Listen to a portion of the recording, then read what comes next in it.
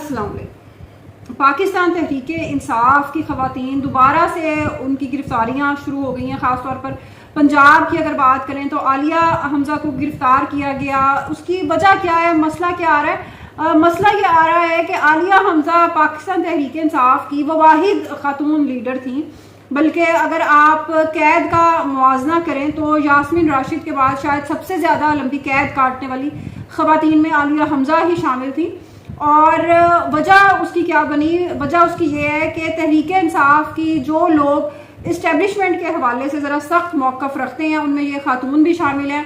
انہوں نے تجویز پیش کی تھی کہ ہمیں رمضان میں اڈیالہ جیل کے باہر جا کر روزے کھولنے چاہیے، ہمیں عید کی نماز وہاں پڑھنی چاہیے، جس کا پارٹی میں بہت زیادہ برا منایا گیا تھا۔ اور آپ کو شاید یاد ہوگا کہ اعظم سواتی نے بھی یہ پیغام پہنچایا تھا عمران خان صاحب کے پاس کہ حماد اظہر صاحب عالیہ حمزہ کو بطور چیف آرگنائزر پنجاب کام کرنے نہیں دے رہے۔ تو پارٹی کے جو اندر کے اختلافات ہیں وہ پارٹی کے لوگوں کے لیے باہر بھی مشکلات کا سامنا ان کو کرنا پڑ رہا ہے۔ اس کے حوالے سے مسئلہ کیا ہے؟ مسئلہ یہ ہے کہ بہت سارے لوگ پاکستان تحریک انصاف کے، جس طرح شیر افضل مروت صاحب بھی یہ سوچتے تھے کہ عمران خان صاحب کے جیل میں جانے کے بعد ان کو امپورٹنس ملنی چاہیے، ان کو ہائی لائٹ کیا جائے گا اور تحریک انصاف کا کارکن ان کے ساتھ جڑت محسوس کرے گا۔ لیکن وہ ساری جو لائم لائٹ تھی وہ سارا کچھ گریب کر لیا علیمہ خان نے۔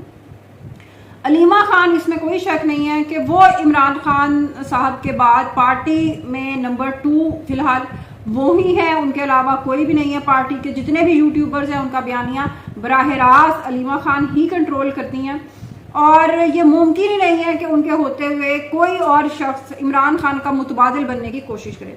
آپ کو اگر آپ تاریخ میں تھوڑا سا پیچھے چلے جاتے ہیں 1977 کے ٹائم میں جب ذوالفقار علی بھٹو کو پھانسی دی جا رہی تھی، وہ جیل میں تھے، تو اس وقت آپ اگر تھوڑا سا ریکال کرتے ہیں تو پاکستان پیپلز پارٹی میں بھی یہی کشمکش چل رہی تھی، یہی وہاں پہ بھی لڑائی چل رہی تھی۔ بھٹو خواتین کے اور جو پارٹی کے پرانے لیڈرز تھے، جن میں مصطفیٰ کھر نے بھی، جتوئی صاحب نے بھی، کئی بہت سارا، یہ تو بہت لمبی فہرست ہے، جنہوں نے اپنے آپ کو خاص طور پہ پنجاب میں بھٹو کا متبادل بنا کر پیش کرنے کی کوشش کی، لیکن عوام نے یہ فیصلہ قبول نہیں کیا اور آخرکار پارٹی کی چیئرمین شپ پہلے بیگم نصرت بھٹو اور اس کے بعد بے نظیر بھٹو صاحبہ کو عوام نے وہاں تک پہنچایا۔ عوام کا جو فیصلہ ہے اس کو آپ کو قبول کرنا ہی پڑتا ہے، اور عوام عمران خان کا متبادل ان کے گھر والوں کے علاوہ، علیمہ خان یا ان کی بیگم کے علاوہ فی الحال کسی کو قبول کرنے کی پوزیشن میں نہیں ہے۔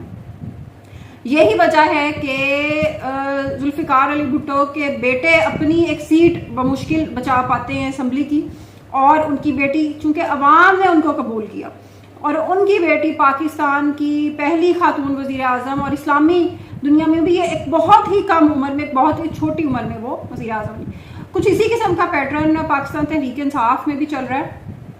ایک فرق یہ ہے کہ عمران خان صاحب کی عمر بہت زیادہ ہے اس وقت، اور پارٹی میں جو لوگ ان کی جگہ لینا چاہتے ہیں وہ بہت زیادہ عمر میں ان سے کم ہے، یعنی 25 30 سال کا بھی فرق ہے۔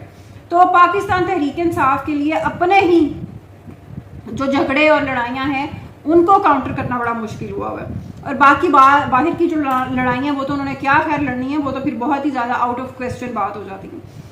تھوڑی سی بات بھٹو صاحب کی جہاں بات آئی ہے تو بات ان کے پوتے کے حوالے سے بھی کر لیتے ہیں۔ ذوالفقار علی بھٹو جونیئر، جو میر مرتضیٰ بھٹو کے صاحبزادے ہیں اکلوتے، انہوں نے کینالز کے حوالے سے کافی عرصے سے وہ سرگرم ہیں، جو نہروں کا معاملہ چل رہا ہے سندھو دریا کے حوالے سے، اور کئی ابھی آپ نے الیکشن خیر آیا ہے اس میں بھی بڑی کوشش کی گئی کہ ان کو انوالو کیا جائے، لیکن بہرحال انہوں نے وہ مناسب نہیں سمجھا۔ لیکن جو بھٹو صاحب کی برسی تھی اس پہ انہوں نے تقریر کی اور بڑی زبردست انہوں نے ایک بیانیہ تشکیل دیا۔ سندھ کے حوالے سے، قوم پرستی کے حوالے سے وہ اکثر بات کرتے ہیں، کام کرتے ہیں۔ ڈولفنز کے حوالے سے بھی انہوں نے کافی کام کیا، ماحول کو بچانے کے لیے، سندھو دریا کو بچانے کے لیے ان کی ہم کافی ایکٹیویٹیز سندھ میں ایسا دیکھتے رہتے ہیں۔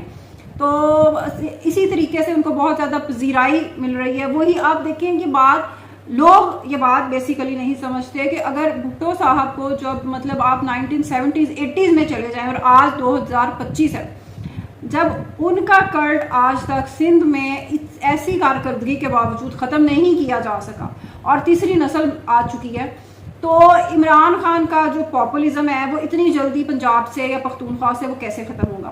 تو یہ بات لوگ سمجھتے نہیں ہیں، اور ان کا خیال ہے کہ شاید اسی طریقے سے ہوا میں سارا کچھ ختم ہو جائے گا. ایسا نہیں ہوتا. پنجاب میں آپ کو اب بھی 50-60 پلس جیالے مل جائیں گے جو آپ کو اس وقت کی باتیں بتائیں گے، اور وہ اس ٹائم سے واپس آنا نہیں چاہتے. تو یہ ایک حقیقت ہے جس کو نہ اسٹیبلشمنٹ تسلیم کر رہی ہے گراؤنڈ ریالٹی کو، اور نہ ہی جو باقی پارٹیاں جس طرح پیپلز پارٹی یا نو لیگ ہے وہ اس کا کوئی پراپر کاؤنٹر بیانیہ تشکیل دینے میں تاحال ناکام ہے. یہی وجہ ہے کہ بہت سارے محاذ پہ جو مریم نواز صاحبہ جس طریقے سے پنجاب میں انہوں نے بہت ایفرٹ کی ہے کاؤنٹر کرنے کی، بہت سارے کام اچھے بھی کر رہی ہیں، لیکن جو عمران خان کا ووٹر ہے تاحال اس کو کہیں اس وہ ٹچ سے مس نہیں ہوا. تو یہ ایک بہت بڑا لمحہ فکریہ ہے ان دونوں پارٹیوں کے لیے.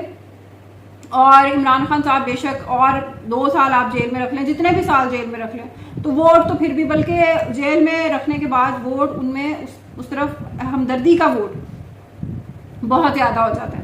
تو تاریخ سے بدقسمتی سے ہم لوگ سبق نہیں سیکھتے، اور تاریخ یوں لگتا ہے کہ 70s اور 80s کی جو تاریخ ہے وہ اپنے آپ کو دہرا رہی ہے. اللہ حافظ.